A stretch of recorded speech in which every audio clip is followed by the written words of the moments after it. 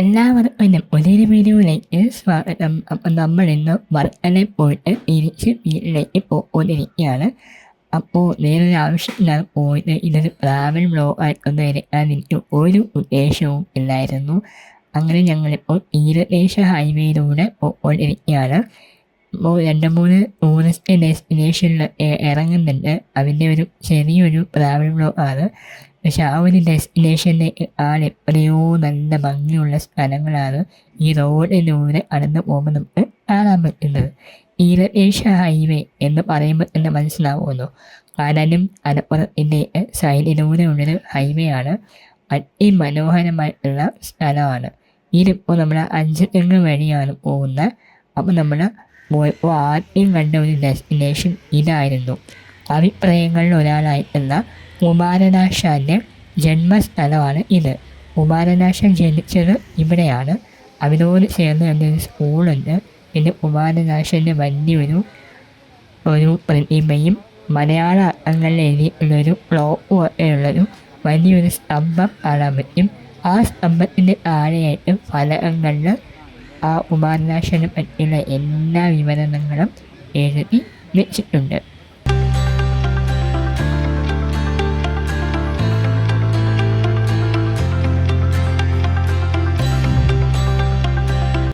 വരുന്നത് തന്നെ ഈ കടപ്പുറത്തിൻ്റെ സൈഡിലായിട്ടാണ്. നല്ല വെയിലും ചൂടുമുണ്ട്. ഇവിടെ നിൽക്കുമ്പോൾ തന്നെ വെയിൽ ദേഹം അരിച്ചിട്ട് ആ പൊള്ളുന്നത് നമുക്ക് അറിയാൻ പറ്റും. അമ്മാതിരി വെയിലായിരുന്നു. അങ്ങനെ ഇതിനോട് ചേർന്ന് തന്നെ ഒരു സ്കൂളും ചെറിയൊരു സ്മാരകം പോലൊരു സ്ഥലമൊക്കെ ഉണ്ട്. അപ്പോൾ അവിടെ വന്നപ്പോൾ നല്ലൊരു കാഴ്ചയാണിത്. ഒറ്റ കല്ലിന് ഒട്ടി ഉണ്ടാക്കിയ ഒരു ശില്പമാണിത്. ഇവിടെ ഹാരമൊക്കെ വെച്ചിട്ടുണ്ട്. പക്ഷേ ഇതെന്താ ഏതാണെന്നൊന്നും അവിടെ വ്യക്തമായി എഴുതി വെച്ച് കണ്ടില്ല.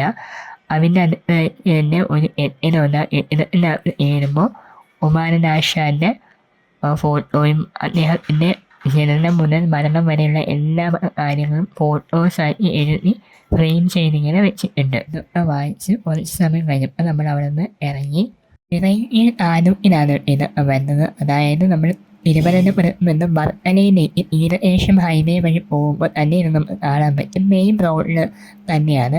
നമ്മൾ പിന്നെ അവിടെ ഇറങ്ങിയിട്ട് നേരെ ഇനിയിപ്പം പോയിക്കൊണ്ടിരിക്കുകയാണ്. നല്ല നട്ടപ്പുറ വെയിലാണ്, നല്ല ചൂടുമുണ്ട്. ഈ ഒരു പ്രദേശം എന്ന് പറയുന്നത് കൂടുതലും മത്സ്യത്തൊഴിലാളികളൊക്കെ താമസിക്കുന്ന പ്രദേശമാണ്. അതുകൊണ്ട് തന്നെ പള്ളികളും കാര്യങ്ങളും ഒരുപാടുണ്ട്, സ്കൂളുകളായാലും എല്ലാം. അങ്ങനെ മത്സ്യത്തൊഴിലാളികളുടെ ഒരു ഹെറിറ്റേജ് പോലൊരു സ്ഥലമാണ്. അങ്ങനെ നമ്മൾ വണ്ടി ഓടി 5 തെങ്ങിലെത്തിയിട്ടുണ്ട്. നമ്മുടെ അടുത്ത സ്പോട്ടായിട്ടുള്ളത് 5 തെങ്ങ് ഓട്ടയാണ്. ഹിസ്റ്റോറിക്കൽ പരമായിട്ട് വളരെ പ്രാധാന്യമുള്ള സ്ഥലമാണ്.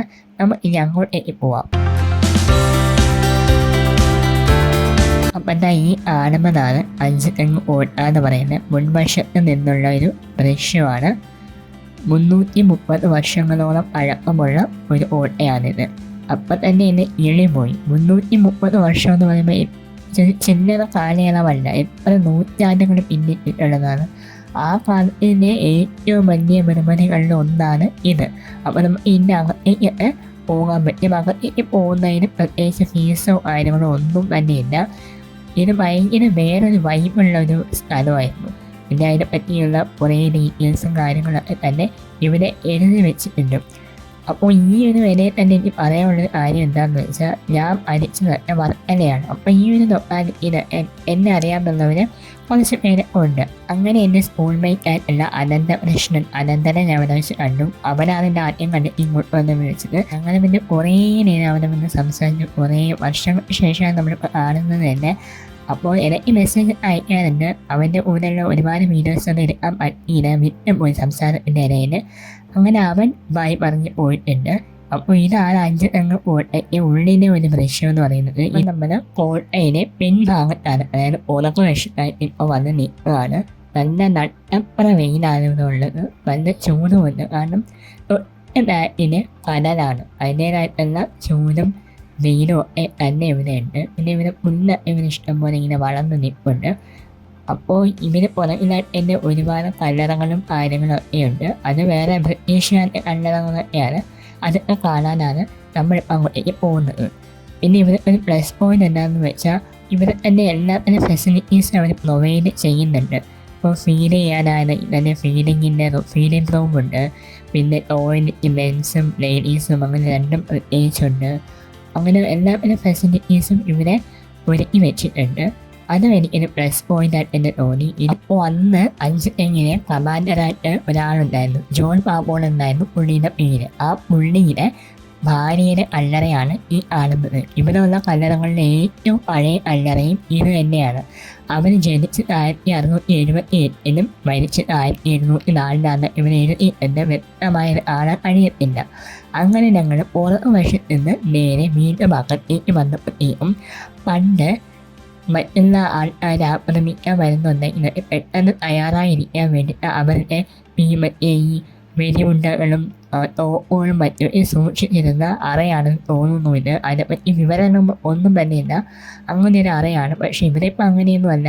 ഇതിപ്പോൾ ഇവിടെ ജോലിക്കോ മറ്റോ വരുന്നവരുടെ സാധനങ്ങൾ യൂസ് ചെയ്യാൻ വേണ്ടി വെക്കാൻ വേണ്ടി യൂസ് ചെയ്യുന്ന ഒരു സ്ഥലമാണ് ഇത്. അപ്പോൾ നമ്മൾ നേരെ പോവുക. ഈ നടപ്പാത തന്നെ കണ്ടാൽ നിങ്ങൾക്ക് മനസ്സിലാവും വെട്ടുകല്ലാണ്. അപ്പം നിങ്ങൾ കാണുമ്പോൾ നിങ്ങൾ വിചാരിക്കും ഇതെന്തായാലും ഫുള്ള് സിമെൻറ്റ് തന്നെ പൂശിയിരിക്കുന്നതെന്ന്. അത് 20 വർഷങ്ങൾക്ക് മുന്നേ കോട്ടയ്ക്ക് വിള്ളലും ഏടുപാടുകളും ഉണ്ടായപ്പോൾ ആർക്കിയോളജിക്കൽ ഓഫ് ഇന്ത്യ സംരക്ഷിക്കാൻ വേണ്ടി സിമെൻറ്റ് വെച്ച് ഇത് ഫുള്ള് പ്ലാസ്റ്റർ ചെയ്തിരിക്കുന്നതാണ്. അപ്പോൾ നമ്മൾ ഇനി പോളിലേക്ക് പോകാതിരിക്കുകയാണ്. കൽപ്പനകളാണ് ഇവിടെ ഉള്ളത്. ഈ റെയിലൊന്നുമില്ല. ഇത് ഇപ്പോൾ തന്നെ വെച്ച് ആൾക്കാർ താഴേക്ക് വീഴാതിരിക്കാൻ വേണ്ടി മുകളിൽ നിന്ന് നോക്കുമ്പോൾ ഇങ്ങനെയൊരു ദൃശ്യമാണ് നമുക്ക് കാണാൻ പറ്റുന്നത്. അപ്പോൾ നമ്മൾ മുകളിലേക്ക് എത്തിക്കഴിഞ്ഞു. മുകളിലൊക്കെ നമ്മൾ ഈ കരിങ്കല്ല് പോലെ ഇരിക്കുന്നവയാണ്. നേരത്തെ ഞാൻ പറഞ്ഞ പോലെ തന്നെ അതൊക്കെ ഇപ്പോൾ സിമെൻറ്റ് തേച്ച് പ്ലാസ്റ്റർ ചെയ്ത് സംരക്ഷിച്ചിരിക്കുകയാണ്. അപ്പോൾ നമ്മളിപ്പോൾ ഈ സൈഡിലൂടെ തന്നെ ഇരിക്കുകയാണ്. ആ ഒരു വശത്തായിട്ട് ലൈറ്റ് ഹൗസ് കാണുന്നുണ്ട്. അപ്പോൾ നേരെ നോക്കി വളമിൻ്റെ നമ്മൾ വീഴും. കാരണം ഇവിടെ കൈവരിയോ കാര്യങ്ങളോ ഒന്നുമില്ല. അന്നേ വിഷയത്തിന് വന്നിട്ടില്ല. അവർ ആരെങ്കിലും ഇരിപ്പുണ്ട്. അങ്ങനെ ഞാനും അച്ഛനും മാത്രം അത് മുകളിലേക്ക് കയറിയിട്ടുണ്ട്. നമ്മൾ നേരെ പോന്നിരിക്കുകയാണ് മടന്ന്. ഞാൻ പറഞ്ഞ പോലെ തന്നെ സൂക്ഷിച്ച് മടക്കണം. കൈവരിയോ മറ്റു കാര്യങ്ങളോ ഒന്നും തന്നെ ഇല്ല. അപ്പോൾ ഞാൻ അവിടെ കയറി വന്നപ്പോൾ കരിവേപ്പിലാണോ കരിവേപ്പില വന്ന കായൊക്കെ വന്ന് ചെറിയ പോലെ നിൽക്കുന്നു. അപ്പോൾ ഇത് കടലിലേക്ക് നിരീക്ഷിക്കാൻ വേണ്ടി അന്നത്തെ ബ്രിട്ടീഷ് പട്ടാളക്കാർ ഇരിക്കുന്ന സ്ഥലമായിരുന്നിരിക്കണം. നമ്മൾ ഈ പണ്ടത്തെ ഹിസ്റ്റോറിക്കൽ സിനിമയൊക്കെ കാണുമ്പോൾ മനസ്സിലാവും. അതുപോലെ ഒരു സ്ഥലം തന്നെയാണ്. നമ്മൾ നോക്കുമ്പോൾ ബൈനോക്കുലറൊക്കെ വെച്ച് നോക്കുമ്പോൾ അങ്ങ് ദൂരെ കപ്പൽ വരുന്നതായിട്ടൊക്കെ കാണാൻ പറ്റും. കോട്ടയെ പറ്റി ഒഫീഷ്യലായിട്ട് പറയാറുണ്ട്. ചരിത്രവും വിനോദസഞ്ചാരവും ഒരുപോലെ ഇഷ്ടപ്പെടുന്നവർക്ക് സന്ദർശിക്കാൻ പറ്റിയ ഒരു സ്ഥലമാണ് ഈ ഒരു അഞ്ചുതെങ്ങ് കോട്ട എന്ന് പറയുന്നത്. 1695 ബ്രിട്ടീഷ് ഈസ്റ്റ് ഇന്ത്യ കമ്പനിയാണ് ഇത് നിർമ്മിച്ചിരിക്കുന്നത്. അന്ന് ആറ്റിങ്ങൾ മഹാറാണി വ്യാപാര ആവശ്യങ്ങൾക്ക് വേണ്ടി ഈസ്റ്റ് ഇന്ത്യ കമ്പനിക്ക് പതിച്ച് നൽകിയിട്ടുള്ള ഒരു സ്ഥലത്താണ് ഇവരിങ്ങനെ ഈ കോട്ട നിർമ്മിച്ചിരിക്കുന്നത്. മൊത്തത്തിൽ നമ്മളിങ്ങനെ നോക്കുമ്പോൾ ചതുരാകൃതിയിലാണ് ഈ കോട്ടയുള്ളത്. അതായത് ഒരു സ്ക്വയറായിട്ടാണ് ഈ കോട്ട ഉള്ളത്. പ്രധാനമായിട്ടും മെയിനായിട്ടും ഇംഗ്ലണ്ടിൽ നിന്നൊക്കെ വരുന്ന കമ്പനികൾക്ക് സിഗ്നൽ നൽകാൻ വേണ്ടിയിട്ടാണ് കോട്ട ഉപയോഗിച്ചിരുന്നത്. ഈസ്റ്റ് ഇന്ത്യ കമ്പനിക്ക് മലബാർ തീരത്ത് ലഭിച്ച ആദ്യത്തെ ഒരു സ്ഥിരം താവളവുമായിരുന്നു ഇത്. ആംഗ്ലോ മൈസൂർ യുദ്ധത്തിന് ഈ കോട്ട ഒരു പങ്ക് വഹിച്ചിട്ടുണ്ട്. അതിനുശേഷം ഒത്തിരി തവണ ഈ കോട്ട ആക്രമിക്കപ്പെട്ടിട്ടുമുണ്ട്. അങ്ങനെ ഞങ്ങൾ അഞ്ചുതെങ്ങ് കോട്ടയെല്ലാം കണ്ടിട്ട് വീണ്ടും തീരദേശ ഹൈവേയിലൂടെ പോയിക്കൊണ്ടിരിക്കുകയാണ്. ഇപ്പം നമ്മുടെ റോഡ് കടലിനോട് അല്പം ഒരു ആദ്യത്തൂടെയാണ് ഈ പോകുന്നത്. അതുകൊണ്ട് തന്നെ നമ്മൾ ഈ വണ്ടിയിൽ പോകുന്ന സമയത്ത് ബൈക്കിലൊക്കെയാണ് ഈ ഇതുവഴി പോകുമ്പോൾ നിങ്ങൾക്ക് അത് എക്സ്പീരിയൻസ് ചെയ്യാൻ പറ്റും. കടലിങ്ങനെ നല്ല ശക്തിയിൽ അടിക്കുമ്പോൾ ആ ഒരു കടൽ വെള്ളം തുള്ളിയായിട്ട് പോകുന്ന നമ്മുടെ ദേഹത്തേക്ക് വീഴുന്നുണ്ട്. അതൊക്കെ വല്ലാത്തൊരു എക്സ്പീരിയൻസ് ആണെന്ന് തോന്നി. അപ്പോൾ ഈ നേരം വരെ നമ്മളൊന്നും കഴിച്ചിട്ടില്ല. നല്ല വിശപ്പുണ്ട്. ഓട്ടത്തിന് വല്ല ഒട്ട വെയിലും ഉണ്ട്.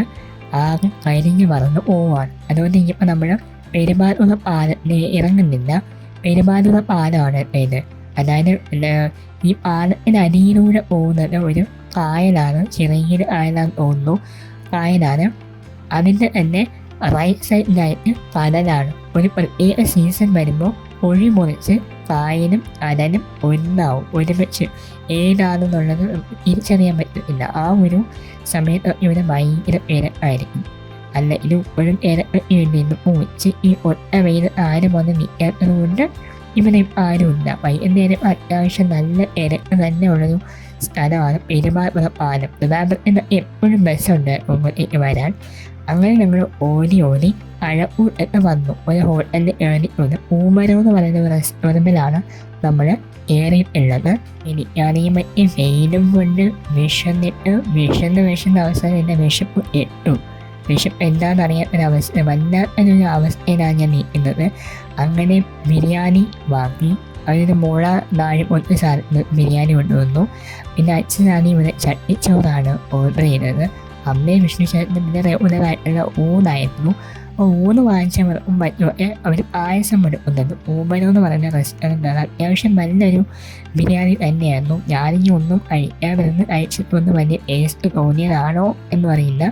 ബിരിയാണി റൈസ് കുഞ്ഞായിരുന്നു. നമ്മളെ ലുലു മോളിൻ്റെ നേരെ ഓപ്പോസിറ്റ് അല്ല, ആടുമ്പൻ ലുലു മോളാണ്. ലുലു മോളിൻ്റെ നേരെ ഓപ്പോസിറ്റ് പൂമരം എന്ന് പറയുന്ന കടയിലാണ്.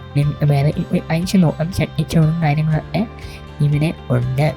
അത് കഴിഞ്ഞ് ഞങ്ങൾ നേരെ വീട്ടിലേക്ക് പോയ വഴിക്ക് നെൽപ്പാലവട്ടത്ത് ഒരു ടീ സ്റ്റോളിൽ കയറിയിട്ട് വൈകുന്നേരം ചായയുടെ കൂടെ കഴിക്കാൻ വേണ്ടിയിട്ട് വടയും മറ്റു കാര്യങ്ങളൊക്കെ വാങ്ങുകയാണ്. അപ്പം വിഷുചേട്ടൻ അവിടെ ആ കടയ്ക്കകത്ത് പോയിട്ട് വാങ്ങുന്നുണ്ട്. ഞാൻ പുറത്ത് വെയിറ്റ് ചെയ്തു. അങ്ങനെ വിഷുചേട്ടൻ വന്നു, ഇനി വീട്ടിലെത്തി ഫ്രഷായി ഒന്ന് ഇടന്നാൽ മതി. ആ ഒരു അവസ്ഥയിലാണ് നമ്മളിന്ന്. ഇന്നത്തെ പകല് സമയം ഉള്ള വെയിൽ മുഴുവൻ കൊണ്ടിട്ട് നീ ഉള്ളാനൊരു സ്ഥലവും ബാക്കിയില്ല.